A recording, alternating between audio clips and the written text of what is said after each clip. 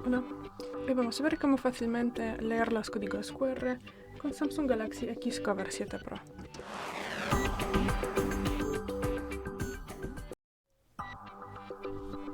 Bueno, pues para esto podemos usar la aplicación de cámara.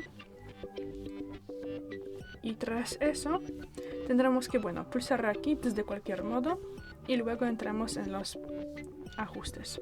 Y tenemos que tener aquí esta posición marcada de escanear códigos QR.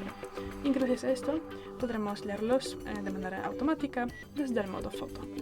Podemos también para esto usar el widget de Google si lo tenemos y usamos desde la pantalla. Y aquí podemos activar la aplicación externa de Google Lens.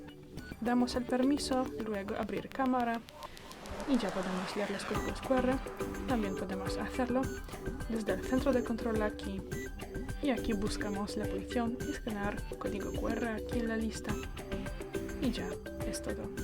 Gracias por ver el vídeo, danos un like y suscríbanos. Hasta luego.